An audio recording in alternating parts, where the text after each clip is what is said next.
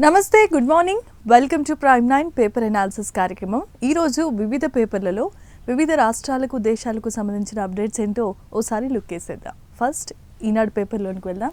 ఈనాడు పేపర్లోకి వచ్చేసరికి మాజీ మంత్రి కారుమూరి అరెస్ట్ అన్నది మనందరికీ తెలిసిందే. నిన్న ఏదైతే ఆంధ్రప్రదేశ్ లిక్కర్ స్కామ్ కేసుకి సంబంధించి ఆయన కుమారుణ్ణి అంతకుముందు అరెస్ట్ చేసిన సంగతి మనందరికీ తెలిసిందే. అయితే ఆ విచారణలో భాగంగా కొన్ని కీలకమైన అంశాలు బయటపడ్డాయి. ఈ నేపథ్యంలోనే మాజీ మంత్రి అయిన కారుమూరిని అరెస్ట్ చేయడం జరిగింది అంటూ ఈడీ వెల్లడించడం జరిగింది. నిన్న కోర్టు ముందు హాజరుపరిచారు, కస్టడీలోనికి తీసుకున్నారు. ఈ విచారణలో కీలకమైన విషయాలు బయటకు వచ్చే అవకాశాలు ఉన్నాయి అంటూ కూడా వారు తెలియజేయడం జరిగింది. ఇక మరోవైపు దేశ ఆర్థిక అభివృద్ధికి సాగర మథనం, బ్లూ ఎకనామీకి రెక్కలు తొడిగేలా భారత్ ముందుకు అడుగులు వేస్తోంది. 2030 నాటికి జీడీపీలో 8% వాటా సాధనకు మహాసముద్రంలో జల్లెడ. ఈనాడు ఈటీవీతో కేంద్ర భూ విజ్ఞాన మంత్రిత్వ శాఖ కార్యదర్శి టి శ్రీనివాస్ కుమార్ ఈ విషయాలన్నీ వెల్లడించారు. ఆంధ్రప్రదేశ్ ఇప్పుడు ఎలా అంటే రోడ్లు, అలాగే రైలు మార్గం, అలాగే సముద్ర మార్గం, ఆకాశ విమానయాన సర్వీసుల ద్వారా కొన్ని ప్రాజెక్ట్స్ని అయితే చేపట్టబోతోంది. ఇప్పటికే అంతరిక్ష విభాగంలో మనం చూసినట్లయితే నాసా ఇస్రో ఎలాంటి విజయాలు సాధించిందో మనం ఇంతకుముందే చూసాము. ఈ నేపథ్యంలోనే నౌకలకి సంబంధించి సముద్ర మార్గంలో కూడా కొన్ని ఒప్పందాలు కుదుర్చుకుంది. ఈ నేపథ్యంలోనే మంత్రిత్వ శాఖ అయినటువంటి టి శ్రీనివాస్ కుమార్ ఇచ్చిన ఇంటర్వ్యూలో పలు కీలకమైన అంశాలు వెల్లడించారు. దీనివల్ల ఏంటంటే దేశ ఆర్థిక అభివృద్ధితో పాటు చాలామంది యువతకి ఉద్యోగ అవకాశాలు లభించే అవకాశం ఉంటుంది. ఇక మరోవైపు 170 చట్ట సవరణకు షెడ్యూల్ ఏరియాలో భూ బదలాయింపు ఉంటుంది, గిరిజనులకే పరిమితం కాబోతోంది. ప్రభుత్వం కీలక నిర్ణయం తీసుకుంది. సుప్రీంకోర్టులో అఫిడవిట్కు దాఖలు, అధికారులకు సమ్మతి. చట్టం అసలు 1/70 చట్టం అంటే ఏంటి అంటే షెడ్యూల్ ఏరియాలో ఏదైతే ల్యాండ్ ట్రాన్స్ఫర్ అనేది కేవలం గిరిజనులకు మాత్రమే పరిమితం అనమాట. ఎవరైనా బయట నుండి వచ్చి మేము ఎంతకైనా కొనుక్కుంటాము అని చెప్పి కొనుక్కోవడానికి అక్కడ అవకాశం లేదు. వాళ్ళు ఖచ్చితంగా గిరిజనులు అయ్యే ఉండాలి, గిరిపుత్రులు అయ్యే ఉండాలి. వాళ్ళకి మాత్రమే ఈ చట్టం సవరణ అమలవుతుంది. బయట నుండి వచ్చే వాళ్ళు ఎవరైనా కొనుగోలు చేయాలనుకున్నా, లేదా అక్కడ తిష్ట వేయాలనుకున్నా, లేదా కబ్జా చేసినా చాలా తీవ్రమైన పరిణామాలు ఎదుర్కోవాల్సి ఉంటుంది. ఇక 120 కోట్ల రూపాయలతో గుడి బాట వేయబోతున్నారు. 100కి పైగా పుణ్యక్షేత్రాలకు రహదారి సౌకర్యం లేదు. ఉప ముఖ్యమంత్రి పవన్ కళ్యాణ్ ఆదేశాల మేరకు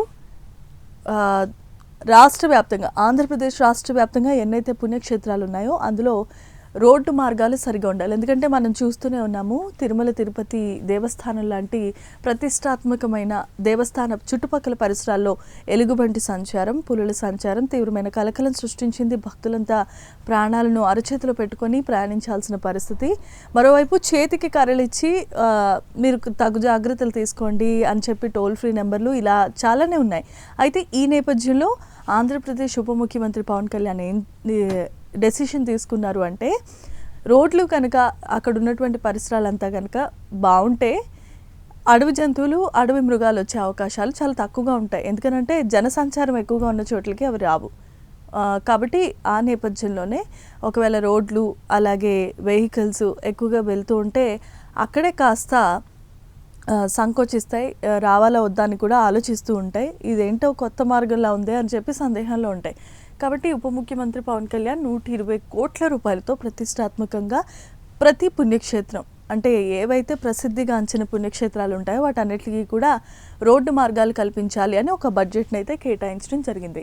ఇక చిన్న పరిశ్రమలకు పెద్ద ప్రోత్సాహం. 2 ఏళ్లలో ఏటా సగటున 963 ఎకరాల కేటాయింపు, 4030 కోట్ల పెట్టుబడులు, ఒక కుటుంబం ఒక పారిశ్రామికవేత్త లక్ష్యంగా ఈ అడుగులు ముందుకు వేస్తూ ఉన్నాయి. మనందరికీ తెలిసిందే, స్మాల్ స్కేల్ ఇండస్ట్రీస్ అనేవి చాలా ప్రెస్టీజియస్గా తీసుకున్నారు మంత్రి నారా లోకేష్. ఆయన విద్యాశాఖ మంత్రిగానే కాదు, ఐటీ శాఖ మంత్రిగా కూడా పనిచేస్తున్నారు. మనకు తెలుసు, ప్రతి కుటుంబంలో ఒక ఎంటర్ప్రీనర్ ఉండాల్సిందే అంటూ ఒక ప్రతిపాదన తీసుకొచ్చారు. ఈ నేపథ్యంలో చిన్న పరిశ్రమలు అయితే ఏవైతే ఉన్నాయో గవర్నమెంట్ దానికి సపోర్ట్ చేయబోతోంది. ఆంధ్రప్రదేశ్ ప్రభుత్వంలో ఇది చాలా మంచి ప్రాజెక్ట్. ప్రతి ఒక్కరు కూడా ఎంటర్ప్రీనర్గా ఉండాలి. దేశ ఆర్థిక అభివృద్ధితో పాటు తమకు తాము కాళ్ల మీద నిలబడే అంత గొప్పగా కూడా ఈ ప్రాజెక్ట్స్ని రూపొందించకపోతున్నారు. అతి కొద్ది రోజుల్లోనే దీనికి సంబంధించి ప్రాజెక్ట్కి సంబంధించి స్థలాలు కేటాయిస్తారు, బడ్జెట్ కేటాయిస్తారు, పరిమితి కేటాయిస్తారు. ఇలా చాలా సౌకర్యాలు దీంట్లో ఉండబోతున్నాయి. ఇది గుడ్ న్యూస్ అనే చెప్పుకోవాలి.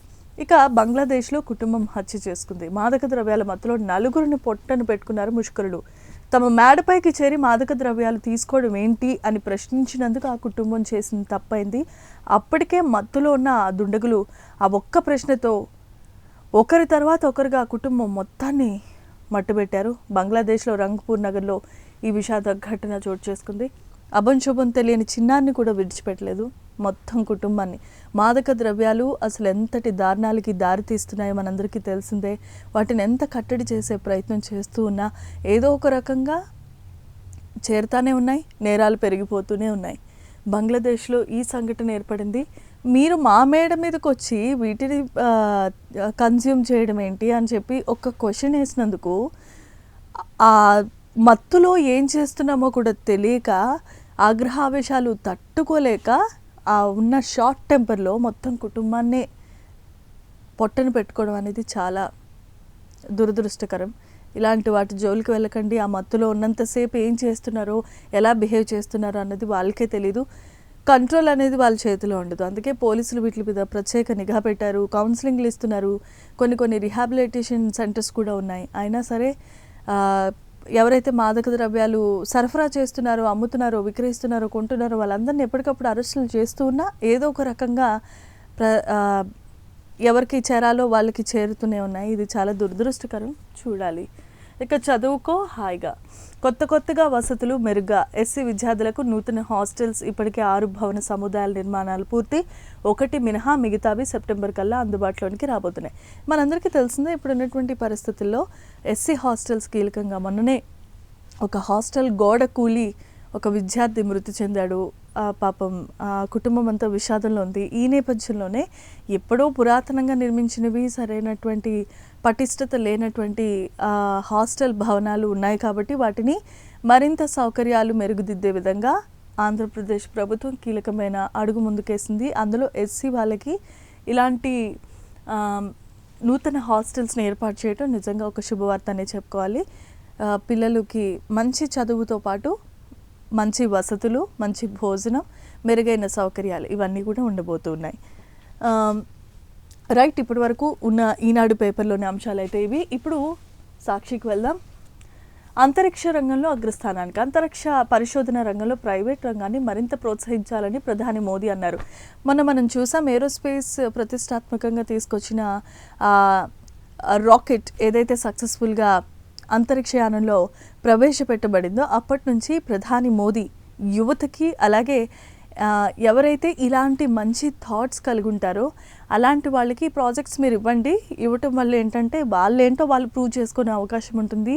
అలాగే మనం కూడా ప్రపంచం దృష్టికి మనం ఏంటో తెలుస్తుంది కాబట్టి వాటిని ప్రోత్సహించాలి అని ప్రధాని మోదీ ఒక మంచి సంకల్పంతో ఉన్నారు. దానికి సంబంధించి కొన్ని వెల్కమ్ చెప్తూ ఉన్నారు. ఎవరైతే పరిశోధన రీసెర్చ్ చేసి దాని మీద పట్టున్న వాళ్ళు ఉంటారో వాళ్ళకి ఇచ్చే అవకాశం ఉంది అంతరిక్షానికి సంబంధించిన ప్రాజెక్ట్స్ మీద. ఇక హామీల అమలుపై నేడే సమీక్ష. కేంద్రం జూలై 25న ఇచ్చిన హామీల అమలుకు తీసుకున్న చర్యలపై నేటి సీజేపీ కార్యవర్గ భేటీలో సమీక్షించబోతున్నారు. మనందరికీ తెలిసిందే కాక్రోచ్ జనతా పార్టీ ఏదైతే ఉందో ఈరోజు దానికి కొన్ని సమస్యల పరిష్కార దిశగా ముందుకు వెళ్ళబోతోంది. ఈరోజే సమీక్ష చేపట్టబోతున్నారు. ఒకవేళ వాళ్ళ డిమాండ్స్ కనుక సరిగా సాధన కాకపోతే ఖచ్చితంగా మేము ఈ ఉద్రిక్తతను మరింత ఈ ర్యాలీ ఏదైతే ఉందో మేము ఏదైతే దీక్ష చేపట్టామో ఆ ఉద్యమాన్ని మరింత ఉధృతం చేస్తామంటూ కూడా హెచ్చరికలు జారీ చేసింది. మరి దీని మీద కేంద్రం ఏ విధంగా స్పందిస్తుందన్నది మనకి ఇంకా తెలియాలి. ఇక మళ్ళీ పార్లమెంట్ సమావేశాలు, ప్రత్యేక పార్లమెంట్ సమావేశాలు నిర్వహించి కీలకమైన బిల్లులు ఆమోదింపు చేయడానికి కేంద్రం ప్రయత్నిస్తోంది అని కూడా తెలుసు. కొన్ని కేంద్రం ఏదైతే బిల్లులు ప్రవేశపెట్టాలని అనుకుంటున్నారో ఆ పార్లమెంట్ వర్షాకాల సమావేశాల్లో సరిగా బిల్లులు పాస్ అవ్వట్లేదు. ఎందుకంటే ప్రతిపక్షాలు చాలా అలజడి సృష్టిస్తున్నాయి. ప్రజలకు ఉపయోగపడే బిల్లుల మీద మాట్లాడే ప్రయత్నం చేస్తూ ఉంటే ప్రతిపక్షాలు మాత్రం బిల్లులో ఉన్న లోపాలను ఎత్తి చూపుతూ ఒకటే నినాదాలు చేస్తూ సభని ప్రతిసారి వాయిదా వేసే ప్రయత్నం చేస్తూ ఉన్నారు. కాబట్టి అక్కడ ఉద్రిక్తపరమైన పరిస్థితులు అయితే ఏర్పడ్డాయి. ఇక దీనికి సంబంధించి ప్రత్యేకమైన పార్లమెంటు సమావేశాలు నిర్వహించి మరి ఏం డెసిషన్ తీసుకుంటారో చూడాలి. ఇక కాల్పుల భారతీయుడు మృతి. ఇక్కడ మనం చూస్తున్న ఈ ఫోటోలో ఉన్న అబ్బాయి అమెరికాలో న్యూయార్క్లో గుర్తు తెలియని వ్యక్తి జరిపిన కాల్పుల్లో భారతీయులు ప్రాణాలు కోల్పోయారు. అది ఈ విషయం ఆ కుటుంబానికి తీరని విషాదం మిగిల్చింది. ఏదో దేశం కాని దేశం వెళ్ళి జీవనాన్ని సాగిద్దామని అనుకుంటే ఎక్కడ కూడా సరైనటువంటి రక్షణ లేదు. మన కంట్రీలోనూ లేదు, అలాగే ఇతర దేశాల్లో కూడా లేదు. చాలా ప్రమాదకరం. ఆ కుటుంబానికి తీవ్రమైన విషాదం నెలకొంది. ఆత్మకు శాంతి కూరాలని మనం మనస్ఫూర్తిగా కోరుకుందాం. ఇక బడులు ఖాళీ అవుతున్నాయి, బాబు అబద్ధాలు చెప్తూ ఉన్నారు అంటూ ఇక్కడ మాజీ సీఎం వైఎస్ జగన్ కీలక వ్యాఖ్యలు చేస్తున్నారు. కొన్ని సౌకర్యాలు సరిగ్గా లేవు, వీళ్ళు విద్యాశాఖలో మేము చాలా కీలకమైన మార్పులు తీసుకొచ్చామని చెప్పి పెద్ద పెద్ద మాటలు చెప్తున్నారే తప్ప అక్కడ పనులైతే అవ్వట్లేదు. మీరు దయచేసి దీని మీద ఆన్సర్ చెప్పండి అంటూ మాజీ సీఎం వైఎస్ జగన్ కూడా కొన్ని వ్యాఖ్యలు చేశారు. ఇక మనం ఇక్కడ చూడొచ్చు, అక్టోబర్ 11 నుంచి దుర్గగుడిలో దసరా ఉత్సవాలు మనందరికీ తెలిసిందే. ఆంధ్రప్రదేశ్లో దసరా పండుగను చాలా అట్టహాసంగా చేస్తారు. అందులో విజయవాడ ఇంద్రకీలాద్రి అమ్మవారు చాలా ఫేమస్. సో దాంట్లో నేపథ్యంగా 10 రోజుల పాటు నిర్వహించేటటువంటి ఈ దసరా వేడుకలు అత్యంత ప్రాధాన్యత సంతరించుకుంటాయి. ఎక్కడెక్కడి నుండో భక్తులంతా చాలా భారీగా చేరుకుంటారు దర్శనం కోసం. ఆ టైంలో అమ్మవారు ఒక్కొక్క రోజు ఒక్కొక్క రూపంలో భక్తులకు దర్శనం ఇచ్చి కనువిందు చేస్తారు. అలాగే కోరిన కోరికలు తీర్చే అమ్మవారిగా విజయవాడ ఇంద్రకీలాద్రి అమ్మవారు ప్రసిద్ధిగాంచినవారు. సో దసరా ఉత్సవాలు 11 అక్టోబర్ నుంచి స్టార్ట్ కాబోతున్నాయి. మనం ఇక్కడ చూడొచ్చు, శ్వేతా ఘోష్ కేసు తారుమారుకు టీడీపీ ఎమ్మెల్యే ప్రయత్నం చేస్తున్నారు. చిత్తూరు జిల్లా Gangadhara Nellore TDP MLA VM థామస్కు చెందిన ఫర్టిలిటీ సెంటర్లో ట్రాన్స్లేటర్గా పనిచేస్తున్న శ్వేతా ఘోష్ ఆత్మహత్య ఘటనను గోప్యంగా ఉంచేందుకు ఎమ్మెల్యే విశ్వ ప్రయత్నం చేస్తున్నట్లుగా తెలుస్తోంది అంటూ వైఎస్ఆర్సీపీ నేతలంతా కూడా గట్టిగానే డిమాండ్ చేస్తున్నారు. ఆ అమ్మాయి అసలు ఎలాగా చనిపోయింది, ఎందుకు చనిపోయింది, గల కారణాలు ఏవి కూడా ఇప్పటివరకు తెలియరాలేదు. వాళ్లే చేసి దీన్ని కప్పిపుచ్చే ప్రయత్నం చేస్తున్నారు అంటూ కూడా వైఎస్ఆర్సీపీ నేతలంతా డిమాండ్ చేస్తున్నారు. ఇక రాష్ట్రమంతా గంజాయి ఊడలు, కుప్పంలో గుప్పు. ఏపీ సీఎం చంద్రబాబు నాయుడు ఇలాకాలో ఆయన నియోజకవర్గంలోనే ఇలా కుప్పలు తెప్పలుగా గంజాయి దొరకటం నిజంగా చాలా దురదృష్టకరం. టీడీపీ పరిపాలన అంటే ఇదేనా?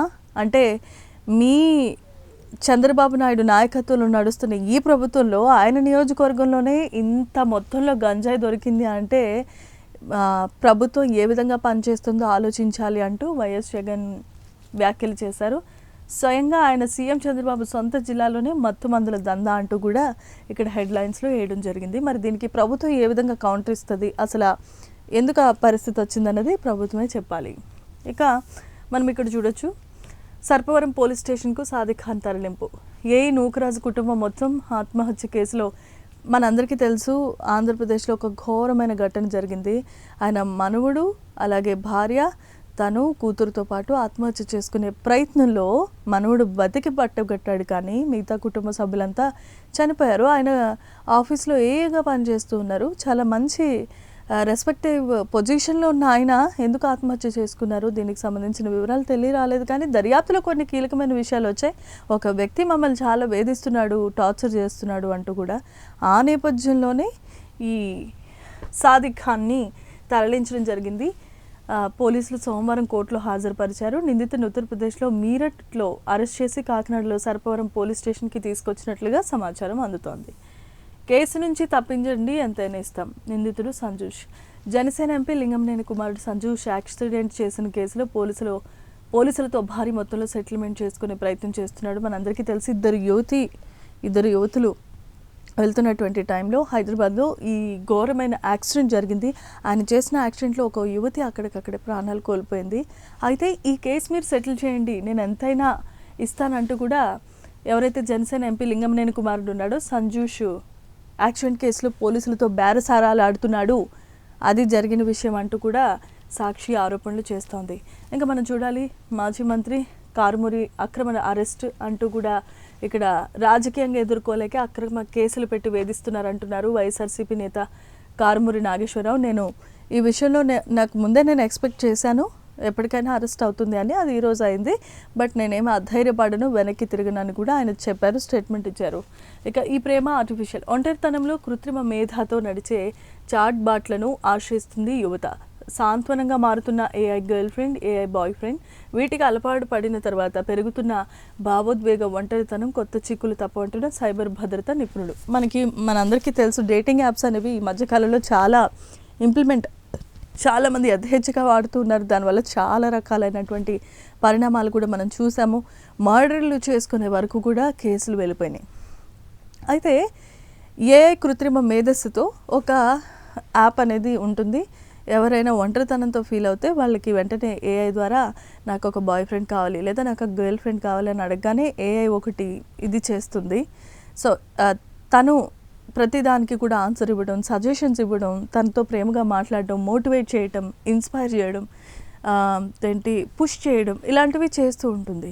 కాకపోతే దానివల్ల చాలా తర్వాత ప్రాబ్లమ్స్ ఉంటాయి. ఎందుకనంటే అది ఎంతైనా సైబర్ నేరగాళ్ళ చేతికి వెళ్ళిపోయే అవకాశం ఉంటుంది. మొత్తం యాక్సెస్ అంతా వాళ్ళ కంట్రోల్లో తీసుకోవచ్చు, లేదా దానికి అలవాటు పడిన తర్వాత బయటికి రావడానికి చాలా టైం పడుతుంది. ఎట్ ద సేమ్ టైం దాన్ని కంట్రోల్ చేయలేం మనం. ఎందుకనంటే ఈ మధ్యకాలంలో ఫోన్కి ఎంతమంది ఎలా అడిక్ట్ అయిపోయామో, ఇలాంటి యాప్స్ లేదా ఇలాంటి వాటికి మనం అలవాటు పడితే తర్వాత జీవితంలో చాలా ప్రమాదం ఉంటుంది అంటూ కూడా అధికారులు వెల్లడిస్తున్నారు. దయచేసి ఇలాంటి వాటిని మీరు సీరియస్గా తీసుకొని ముందుకు వెళ్ళకండి. ఇంకేదైనా ప్రత్యామ్నాయ మార్గాలు వెతకండి తప్పించి ఇలాంటివి చేయటం చట్టరీత్యా నేరం. అది మీ ఆరోగ్యానికి కూడా అంత మంచిది కాదంటున్నారు సైబర్ క్రైమ్కి సంబంధించినటువంటి పోలీస్ డిపార్ట్మెంట్ అధికారులు కూడా. దీనివల్ల చాలా పరిణామాలు ఎదుర్కోవాల్సి వస్తుంది. కాబట్టి కబడ్దార్, జాగ్రత్త వహించండి అంటూ వాళ్ళు అలర్ట్ చేస్తున్నారు. దయచేసి ఈ విషయాన్ని గమనించండి. ఇక అమరావతిలో అతిపెద్ద భూదోపిడీ. ప్రముఖ సామాజికవేత్త ప్రొఫెసర్ యోగేంద్ర యాదవ్ అమరావతి రైతుల సమస్యలు తెలుసుకుంటున్నారు. యోగేంద్ర యాదవ్ ప్రొఫెసర్ భూదోపిడీపై జాతీయ స్థాయిలో చర్చ జరిగేలా గళం వినిపిస్తానంటున్నారు. సర్కారు పనితీరుపై రైతులంతా సంఘటితంగా పోరాడండి, న్యాయ సహాయం అందిస్తాము, మీ పోరాటానికి మద్దతుగా నిలుస్తాం. ల్యాండ్ పూలింగ్ పేరిట చంద్రబాబు సర్కారు ఒత్తిళ్లను వివరించారు రైతులు. అమరావతి రైతులు వాళ్ళ పొలాలని త్యాగం చేసి ఒక రాజధాని నిర్మాణ ఏర్పాట్లో వారు కూడా భాగస్వామ్యం అయ్యారు అంటూ ఏపీ సీఎం చంద్రబాబు నాయుడు గళం ఎత్తి వాళ్ళందరినీ కూడా అప్రిషియేట్ చేయడం జరిగింది. కానీ కొంతమంది మాత్రం లేదు, మమ్మల్ని ఒత్తిడి చేసి ల్యాండ్ పుల్లింగ్కి ప్రయత్నాలు చేస్తూ ఉన్నారు, దానివల్ల మేము నష్టపోయే అవకాశాలు ఉన్నాయి, మాకు సహాయం చేయండి అంటూ కూడా కొంతమంది ఆరోపిస్తున్నారు. ఎవరు ఎలా ఆరోపిస్తున్నారు అన్నది సర్కారే దీనికి సంబంధించి ఖండించాల్సిన విషయం ఉంది. మరి దీనికి సంబంధించి వాళ్ళు ఏ సమాధానం చెప్తారో చూడాలి. ఇక్కడ మనం చూడొచ్చు, ఇదం జగత్ అని ఒక కామిక్ కార్టూన్ ఉంది. రాజకీయాల్లో చెత్తను తొలగిద్దాం సీఎం చంద్రబాబు, అలా చేస్తే మనం ఎవరు మిగలం సార్ అంటూ కూడా ఏదో కామెంట్ ఉంది. ఇదొక కామెడీకి సంబంధించిన కామిక్. సో ఇది ఇప్పటివరకున్న సాక్షి పేపర్లోని అప్డేట్.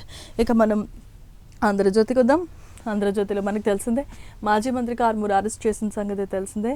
400 కోట్ల రూపాయల మద్యం లిక్కర్ స్కామ్కి సంబంధించి వీళ్ళు స్కామ్ చేశారు అంటూ కూడా ఆంధ్రజ్యోతి ఆరోపిస్తోంది. దీనికి సంబంధించి పెద్ద హెడ్లైన్స్తో ఆంధ్రజ్యోతిలో ప్రచురించారు. ఇక ఇటువైపు చూస్తే ఖరగ్పూర్ అమరావతి కారిడార్కు కేంద్రం అనుమతి ఇచ్చినట్లుగా తెలుస్తోంది. రాష్ట్రం మీదుగా 457 కిలోమీటర్ల రహదారి కూడా రాబోతోంది. మోదీ, గడ్కరీలకు సీఎం థ్యాంక్స్ చెప్పారు. అమరావతిలో ఏదైతే ఉందో ఆంధ్రప్రదేశ్కు తూర్పు భారతదేశంతో మెరుగైన రవాణా సౌకర్యాలు కల్పించే దిశగా కేంద్ర ప్రభుత్వం కీలక నిర్ణయం తీసుకుంది. 1107 కిలోమీటర్ల పొడవుతో అత్యంత ప్రతిష్టాత్మకంగా ఖరగ్పూర్ అమరావతి కారిడార్ నిర్మాణానికి అధికారికంగా ఆమోద ముద్ర వేసినట్లుగా తెలుస్తోంది. ఈ నేపథ్యంలోనే ముఖ్యమంత్రి చంద్రబాబు నాయుడు హర్షం వ్యక్తం చేస్తూ ఆదివారం ఎక్స్లో పోస్ట్ చేశారు. ప్రధాని మోదీ కేంద్ర రోడ్డు రవాణా శాఖ మంత్రి నితిన్ గడ్కరీకి కృతజ్ఞతలు తెలియజేశారు. మనందరికీ తెలిసిందే, ఎక్స్ప్రెస్ హైవేలో కేంద్రం చాలా కీలకమైన నిర్ణయం తీసుకుంది. దీనివల్ల ఏంటంటే రోడ్డు మార్గాలు, హైవేస్ ఏవైతే ఉన్నాయో దానికి సంబంధించి ఒక ఊరు నుండి ఒక ఊరికి వెళ్ళాలంటే కొన్ని గంటల సమయం పట్టేది. కానీ ఇప్పుడు తీసుకున్నటువంటి ఈ రోడ్డు నిర్మాణంలో ఒక ప్రతిష్టాత్మకమైన ప్రాజెక్ట్ అని చెప్పుకోవాలి. దీనివల్ల ఏంటంటే వీటిని ఒక ఊరికి అనుసంధానం చేస్తూ షార్ట్ వేస్ ఏవైతే ఉన్నాయో, అంటే మనం చుట్టూ తిరిగి వెళ్ళాల్సిన అవసరం లేదు. ఒక 8 గంటలు ప్రయాణం చేసేదానికి ఒక 5 గంటలు 6 గంటలు సమయం పట్టేలాగా దాన్ని షార్ట్ చేశారు, కుదించారు. దీనివల్ల ఏంటంటే రవాణా సౌకర్యం ద్వారా ఇంకా కొంచెం ఫాస్ట్గా మనం డెస్టినీకి చేరుకునే అవకాశాలు ఉన్నాయి. ఈ నేపథ్యంలోనే అమరావతి ఖరగ్పూర్కి సంబంధించి ఒక జాతీయ హైవేని, అది కూడా 1000కి మించి 1100 కిలోమీటర్ల పొడవైనటువంటి అతిపెద్ద జాతీయ రహదారిని నిర్మిస్తున్నారు. దీని నేపథ్యంలోనే చంద్రబాబు నాయుడు హర్షం వ్యక్తం చేస్తూ, అలాగే ప్రధాని మోదీకి, రోడ్డు రవాణా శాఖ మంత్రికి కృతజ్ఞతల ఎక్స్పోస్లో చేయటం జరిగింది. ఇది దీనికి సంబంధించిన అంశం. ఇక మనం చూడొచ్చు, మహిళా శరీర భాగాలతో బిర్యానీ. మహిళా శవం భాగాలను సూట్ కేసులో తీసుకెళ్తున్నాడు ఒక యువకుడు. హత్య అనంతరం చెన్నై నుంచి ఆగ్రాకు రైల్లో పార్సిల్. ఎరుపు సూట్ కేసు గుట్టును ఛేదించారు పోలీసులు. నిందిత జంట కోసం గాలింపు చర్యలు చేపట్టారు. ఇది ఒక చాలా ఘోరమైనటువంటి విషయం. ఈ మధ్యకాలంలో ఇలాంటివి సంఘటనలు చాలా పెరిగిపోతూ ఉన్నాయి. మహిళలు తగ్గట్లేదు, అబ్బాయిలు తగ్గట్లేదు. మర్డర్స్ చేసుకుంటూ వాటిని డిస్పోజ్ చేయడానికి వివిధ మార్గాలు ఎంచుకుంటూ ఉన్నారు. కొంతమంది విచిత్రంగా ప్రవర్తిస్తూ ఉన్నారు. బిర్యానీ వండుకున్నారట, అలాగే సూట్ కేసులో తీసుకెళ్ళి చిన్న చిన్న పార్ట్ల కింద కట్ చేసి దాన్ని ఎక్కడెక్కడ డిస్పోజ్ చేసే ప్రయత్నం చేస్తున్నారు. ఇలాంటివి చాలా రకమైనటువంటి ఘోరాలు మనం చూడాల్సి వస్తుంది. ఇంకా ఎలా ఉంటుందో పరిస్థితి మనకు తెలీదు. ఇక ఆదాయం కొంతే. మంద గమనంలో దేశ గ్రామీణ ఆర్థిక వ్యవస్థ సగం మంది ఆదాయార్జనతో స్తబ్దత. ఆదాయం ఏమాత్రం పెరగలేదంటున్నారు. 52% గ్రామీణ కుటుంబాలు, అనధికారిక అప్పులతో 23% కుటుంబాల అవస్థలు. మెరుగవుతున్న మౌలిక సదుపాయాలు. నాబార్డ్ సర్వేలో స్పష్టమైన గ్రామీణ భారత్ ముఖ చిత్రం. ఎవరైతే వెనుకబడిపోయారో నాబార్డ్ చిన్న కుటీర పరిశ్రమలు ఏర్పాటు చేయడానికి నాబార్డ్ అనేది ఎంత సహాయం చేస్తుందో మనందరికీ తెలుసు. ఈ నేపథ్యంలోనే 23% కుటుంబాల అవస్థలు ఎదుర్కొంటున్నాయి కాబట్టి మేము మీకున్నామంటూ కూడా నాబార్డ్ అయితే ఒక స్పష్టతనివ్వడం జరిగింది. ఇక AK-203 షేర్ వచ్చేస్తోంది. పూర్తి స్వదేశీ రైఫిల్ పరీక్ష విజయవంతమైంది.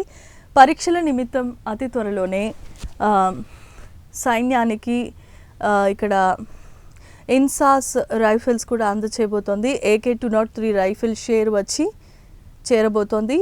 పూర్తి స్వదేశీయంగా తయారు చేసిన ఈ రైఫిల్ను విజయవంతంగా పరీక్షించారు. షేర్ అని నామకరణం చేశారు. ఇవి 2019లో భారత్ రష్యా మధ్య Indo Russian rifles private limited ఏర్పాటు చేయడం జరిగింది. ఈ ఆధ్వర్యంలో ఉత్తరప్రదేశ్ అమేఠీ జిల్లా కోర్వా ఆర్డినెన్స్ ఫ్యాక్టరీలో వీటిని ఉత్పత్తి చేస్తున్నారు. ఈ రైఫిల్ తయారీకి అవసరమైన ప్రతిభాగం ముడి సరుకును పూర్తిగా భారత్లోనే సేకరించడం జరిగింది. మీకు అంతకుముందు కూడా మనం మాట్లాడుకున్నాం, భారత్ ప్రతి విషయంలో కూడా ముందడుగు వేస్తుంది. ఈ రైఫిల్సే కానీ, విమానయాన శాఖకు సంబంధించే కానీ, రాకెట్ సైన్స్లోనే కానీ, అలాగే యుద్ధ ఆయుధాలు, యుద్ధ నౌకలు ఇలాంటి తయారు చేసే విషయంలో భారత్ ఒక స్టెప్ ముందుకు వెళ్తోంది. ఎందుకనంటే మనం ప్రపంచం నుండి దిగుమతి చేసుకోవడం కాదు, మనమే ప్రపంచానికి అందించాలి, ఎగుమతి చేయాలి అనే లక్ష్యంతో ప్రధాని మోదీ ఇలాంటి ప్రాజెక్ట్స్ ఏవైతే ప్రెస్టీజియస్ ప్రాజెక్ట్స్ ఉంటాయో వాటికి ఏమంటారంటే శ్రీకారం చుడుతూ ఉన్నారు. వీటి వల్ల ఏంటంటే కొన్ని దేశాలు రష్యా లాంటి పెద్ద యుద్ధ విమానాలు కానీ, యుద్ధ ఆయుధాలు సరఫరా చేసేటటువంటి దేశం కూడా మన వైపు చూస్తోంది. మనతో పాటు అగ్రిమెంట్ చేసుకొని ఒక సముదాయంగా ఏర్పడి బిజినెస్ చేస్తున్నారు అంటే అది చిన్న విషయం కాదు, ఆలోచించాల్సిన విషయం. ఇక 100కు 10% అర్హులు. వర్సిటీ పోస్టుల అభ్యర్థులపై అనర్హత వేటు. UGC పే స్కేల్ నిబంధనగా భారీగా నష్టపోయిన వైనం. ప్రొఫెసర్, అసోసియేట్ ప్రొఫెసర్లకు పోస్టులు, బ్యాంక్ స్టేట్మెంట్లు, రిటర్న్లు ఉండాలని రూల్. ఫలితంగా 90% మంది అనర్హత. సో 100కు 10% అర్హులు ఉన్నారు. యూనివర్సిటీస్లో ఎవరైతే నిజంగా ప్రొఫెసర్లుగా ఇది చేస్తూ ఉన్నారో వాళ్ళు 100లో 10 మంది మాత్రమే ఎలిజిబుల్ క్యాండిడేట్స్, అంటే జెన్యూన్ క్యాండిడేట్స్ అనమాట. మిగతా వాళ్ళంతా కూడా ఆ రిఫరెన్సు, ఆ ఫేక్ సర్టిఫికేట్స్ ఇట్లా పెట్టి జాయిన్ అయిన వాళ్ళే అంటూ ఒక సర్వేలో వెల్లడైంది. అయితే వీళ్ళు ఏంటంటే మీకు నిజంగానే మీరు జెన్యూన్స్ అయితే మీ పే స్కేల్కి సంబంధించి కానీ, మీ ప్రొఫెషనల్గా మీరు చేసిన పీజీస్కి సంబంధించి కానీ, PhDలకి సంబంధించింది కానీ సర్టిఫికేట్స్ వెరిఫికేషన్ మళ్ళీ చేయబడుతుంది. అలాగే మీవన్నీ కూడా పేపర్ డాక్యుమెంటేషన్ ఏదైతే ఉందో అదంతా కూడా ప్రజెంట్ చేయాల్సి ఉంటుంది. దానివల్లనే మిగతా విషయాలన్నీ కూడా వెల్లడవుతాయి అంటూ కూడా అక్కడ చెప్పడం జరిగింది.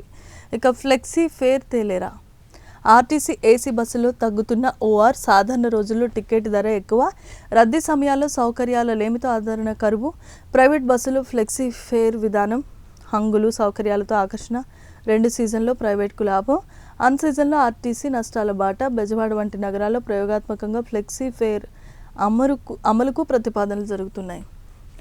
ఫ్లెక్సీ ఫేర్ అంటే అందరికీ అందుబాటులో అవైలబుల్ ప్రైజెస్ ఉండాలంటూ వాళ్ళు ప్రధానంగా డిమాండ్ వినిపిస్తోంది. కొన్ని మనం చూడొచ్చు, సీజనల్ పండగలు ఏవైతే వస్తాయో ఆ టైంలో ప్రైవేట్ వాళ్ళు ఒకేసారి ఎంత ఎక్కువ రేట్లు పెంచేస్తారు. మనం దాన్ని అఫోర్డ్ కూడా చేయలేం. ఒక టికెట్ ఒక 1000 రూపాయలు ఉంటే పండగ సీజన్ వచ్చేసరికి అది 2000 ఉంటుంది, 2500 ఉంటుంది, 3000 ఉంటుంది. అంటే వాళ్ళకే లాభాలు వెళ్తున్నాయి తప్ప ఆర్టీసీ దాంట్లో ఏమీ లాభపడింది ఏం లేదు. ఆర్టీసీ ముందే నష్టాల్లో ఉంది. ఈ నేపథ్యంలో ఒక ఫ్లెక్సీ ఫేర్ కనుక మీరు పెడితే ప్రైవేట్ వాళ్ళ వైపు చూసే అవకాశం ఉండదు కదా. సౌకర్యాలు కూడా చాలా తక్కువ. ఆర్టీసీ బస్సులు ఎందుకు ప్రయాణాలు కొంతమంది అవాయిడ్ చేస్తారు అంటే సౌకర్యాలు తక్కువ. కూర్చునే సీట్ దగ్గర నుండి ఏసీ దగ్గర నుండి చాలా రకాలైన ఇబ్బందులు ఉంటాయి. కాబట్టి దానివల్ల ఆర్టీసీకి చాలా వరకు నష్టం వాటిల్లుతుందనే చెప్పాలి. ఇలాంటి పండగ సీజన్స్లో ఇంకా నష్టపోయే అవకాశం ఉంది అంటూ కూడా వాళ్ళు గగ్గోలు పెడుతున్నారు. సౌకర్యాలు పెంచండి, ఒక మంచి రేట్ను కూడా పెట్టండి అంటూ కూడా వాళ్ళు డిమాండ్ చేస్తూ ఉన్నారు. ఇది ఇక్కడున్న పరిస్థితి. పట్టణాలకు కొత్త రూపు. 7,469 కోట్ల రూపాయలతో మౌలిక వసతులు. హెచ్ఏఎం విధానంలో పనులకు ప్రభుత్వం శ్రీకారం చుట్టబోతోంది. మూలధన వ్యయం 5,500 కోట్లు. వడ్డీ ఎంత ఉంటుంది? రహదారులు, డ్రైన్లు, పార్కులు, వీధి దీపాల అభివృద్ధి. 123 పట్టణ స్థానిక సంస్థల్లో 40,743 కోట్ల ప్రాజెక్ట్స్. స్వర్ణాంధ్ర 2047 లక్ష్యాలకు అనుగుణంగా చర్యలు చేపట్టబోతున్నారు. ఇది ఒక ప్రెస్టీజియస్ ప్రాజెక్ట్. మనం అంతా అనుకున్నాము. పట్టణాల్లో కొత్త రూపు రావాలి అంటే ఒక పక్క చెట్లు ఉండాలి, పర్యావరణ కాలుష్యానికి ఏమాత్రం అవకాశం ఉండకూడదు, దారులు క్లీన్గా ఉండాలి, చెత్త ఎక్కడ పడితే అక్కడ పడేయకూడదు. ఇలాంటి కొన్ని మౌలిక సదుపాయాలతో ప్రతి పట్టణానికి సంబంధించి ఒక రూట్ మ్యాప్ తయారు చేయబోతున్నారు. అది దీనికి సంబంధించిన విషయం. ఇక మనం చూడొచ్చు, పశ్చాత్తాపం లేదు, భయం లేదు, సాది క్రూరత్వం. మనందరికీ తెలుసు, ఏఈగా పనిచేస్తున్నటువంటి ఒక కుటుంబం ఆత్మహత్య యత్నానికి ప్రయత్నించింది గోదావరి నదిలో దూకి చనిపోవటానికి. దానికి ప్రధాన నిందితుడు ఎవరైతే ఉన్నాడో ఈయన సాదిక్ ఖాన్. ఈయన పెట్టిన వేధింపుల వల్లే వాళ్ళు చనిపోవడం జరిగింది. ఆల్రెడీ ఆ విషయాన్ని బహిర్గతంగానే చెప్పారు. ఆ నేపథ్యంలోనే ఇది జరిగింది. పోలీసుల ప్రశ్నలకు తంబిరుసు సమాధానాలు. ఢిల్లీ నుంచి కాకినాడకు తీసుకొచ్చిన పోలీసులు రైల్లో తీసుకొస్తేనే ప్రశ్నించిన సిబ్బంది. నేడు సర్పవరం పోలీస్ స్టేషన్లో విచారణ. ఒక కుటుంబం ఆత్మహత్య చేసుకోవటానికి కారణమయ్యాడు. అతడు వేధింపులు భరించలేక నదిలోనికి దూకి 3 మనవన్మరణానికి పాల్పడ్డారు. కొంతకాలం క్రితం ఆ కుటుంబం అల్లుడిని హత్య చేశాడనే ఆరోపణలు కూడా వినిపిస్తూ ఉన్నాయి. పాపం ఇప్పుడు ఆ కుటుంబంలో మిగిలింది ఒక బాలుడు మాత్రమే. ఇంత దారుణం జరిగినా తప్పు చేశాననే పశ్చాత్తాపం కూడా తనకి లేదు అంటూ ఉన్నది. చాలా అసలేం భయం లేకుండా నార్మల్గానే ఉన్నాడు. నేనేం తప్పు చేయలేదు, నాకేమీ ఇది లేదు, గిల్టీగా లేదు అన్న ఇదిలోనే ఉన్నట్టుగా తెలుస్తోంది. ఇది ఇప్పటి వరకు ఉన్నటువంటి ఏబిఎన్ ఆంధ్రజ్యోతి న్యూస్ పేపర్కి సంబంధించింది. ఇప్పుడు మనం వెలుగు పేపర్కి వద్దాం. వెలుగు పేపర్లో ఫేషియల్ రికగ్నైజేషన్ అటెండెన్స్ ఉంటేనే శాలరీస్. మనందరికీ తెలిసిందే, ఉద్యోగులకు ఫేస్ రికగ్నైజేషన్ అంటే బయోమెట్రిక్ ఉంటేనే శాలరీస్ వస్తాయి, లేదంటే లేదు. ఇది ప్రతి కంపెనీ కూడా ఆర్గనైజ్ చేస్తోంది. ఇది కంపల్సరీ చేయాల్సిందే అంటూ కూడా ఒక ప్రతిపాదన ముందుకొచ్చింది. చూడాలి. ఇక్కడ బంగ్లాదేశ్లో హిందూ కుటుంబం హత్య. బంగ్లాదేశ్లో ఏం జరిగింది అంటే, ఒక మేడ మీద గుర్తు తెలియని వ్యక్తులు మాదక ద్రవ్యాలు సేవిస్తున్నారు. మా మేడ మీదకి వచ్చి మీరెవరు మాదక ద్రవ్యాలు సేవించడానికి అని అడిగినందుకు ఆ మత్తులో ఉన్నటువంటి ఆ బ్యాచ్ మొత్తం ఆ కుటుంబాన్ని లేపేసింది. ఇది బంగ్లాదేశ్లో జరిగినటువంటి యథార్థ సంఘటన. మరి దీని మీద ఎలాంటి చర్యలు తీసుకుంటారు, వాళ్ళకి ఎలాంటి శిక్షలు ఉంటాయి అనేది మనం ఆలోచించాలి. మాదక ద్రవ్యాలు ఎంతటి దారుణానికైనా ఒడిగడతాయి అనడానికి ఇది బెస్ట్ ఎగ్జాంపుల్. ఇక గచ్చిబౌలిలో 7 ఫ్లోర్ల అక్రమ భవనం కూల్చివేశారు. మనందరికీ తెలిసిందే, హైడ్రా ప్రతిష్టాత్మకంగా తీసుకొచ్చిన తెలంగాణలో చాలా విప్లవాత్మకమైన మార్పులు వచ్చాయి. ఏవైతే కబ్జా ఆక్రమణలకు గురాయో అలాంటి భవనాలనే కావచ్చు, ఫెన్సింగ్నే కావచ్చు, అక్కడ ఉన్నటువంటి కొన్ని అక్రమ కట్టడాలనే కావచ్చు, నిర్వీర్యం చేసేస్తూ ఉన్నారు. ఆ నేపథ్యంలోనే గచ్చిబౌలిలో 7 ఫ్లోర్ల భవనాన్ని కూల్చివేశారు. ఆ చుట్టుపక్కల ఉన్న వాళ్ళని, హాస్టల్స్ని అన్నిటినీ కూడా ఖాళీ చేసి నోటీస్ ఇచ్చిన తర్వాతే కూల్చివేయడం జరిగింది. సో దానివల్ల ఏంటంటే నిజంగానే ఆక్యుపైడ్, కబ్జా చేయబడ్డవి ఏవైతే ఉన్నాయో వారు సురక్షితంగా ఉన్నారని చెప్పుకోవాలి. ఇక హైదరాబాద్లో ట్రాఫిక్ టెర్రర్ మన అందరికీ తెలిసిందే. రోడ్డు కనుక ఎక్కితే అరగంటలో వెళ్ళిపోవాల్సింది 1.5, 2 గంటలు పట్టే సమయం ఉంది. ఇంకా వర్షాకాలం అయితే ఇంకా చెప్పక్కర్లేదు. రోడ్లన్నీ కూడా జల దిగ్బంధంలో ఉంటాయి కాబట్టి అది ఇంకా కష్టతరం. ఇలాంటి నేపథ్యంలోనే స్లో ట్రాఫిక్ దేశంలో మనది 4వ ప్లేస్ అట. దేశంలోనే 4వ ప్లేస్. హైదరాబాద్ 4th ప్లేస్లో ఉంది. అంటే మెట్రో సిటీస్ ఎన్నైతే ఉన్నాయో అందులో ట్రాఫిక్ స్లోగా వెళ్తుంది ఏదైతే ఉందో అది హైదరాబాద్ ఉండడం నిజంగానే దురదృష్టకరం. ఇక మనం చూడాల్సింది రాజకీయ కోణంలో.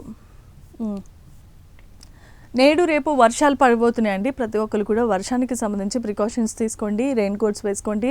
ఆల్టర్నేటివ్ ఇంకేదైనా ఉంటే చూడండి. ఒక చోటు నుండి ఒక చోటుకి వెళ్ళేటప్పుడు ట్రాన్స్పోర్ట్ విషయంలో కూడా జాగ్రత్తగా ఉండాలి. కొన్నిసార్లు ర్యాపిడో, ఊబర్ ఇలాంటివి కూడా బుక్ కాకపోవచ్చు. సో బెటర్ మీరు ముందుగానే వీటన్నిటిని కూడా ఏర్పాటు చేసుకోండి. ఈరోజు వర్షాలు పడుతున్నాయి, రేపు కూడా వర్షాలు పడే అవకాశం ఉందని వాతావరణ శాఖ హెచ్చరించింది.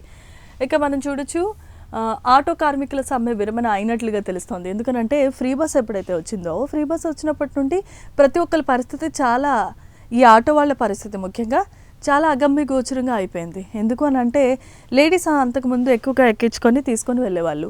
ఈ ఫ్రీ బస్ వచ్చిన తర్వాత ఏమైందంటే మహిళలు ఎక్కువగా రాకపోవటం వల్ల వాళ్ళ జీవనోపాధి దెబ్బతిన్నది అంటూ వాళ్ళ సమ్మె చేపట్టారు. మాకు కూడా ఏదన్నా దారి చూపించండి ప్రభుత్వం, మీరే కదా తీసుకొచ్చింది, మీరే ఏదైనా దారి చూపించండి అని అంటే అప్పుడు పొన్నం ప్రభాకర్ గారి చొరవతో, మంత్రి పొన్నం ప్రభాకర్ గారి చొరవతో ఈ దీక్ష విరమణ అయింది. దీనికి సంబంధించి ప్రభుత్వం కూడా అతి కొద్ది రోజుల్లోనే హామీ ఇస్తుంది అంటూ కూడా స్పష్టం చేయడం జరిగింది.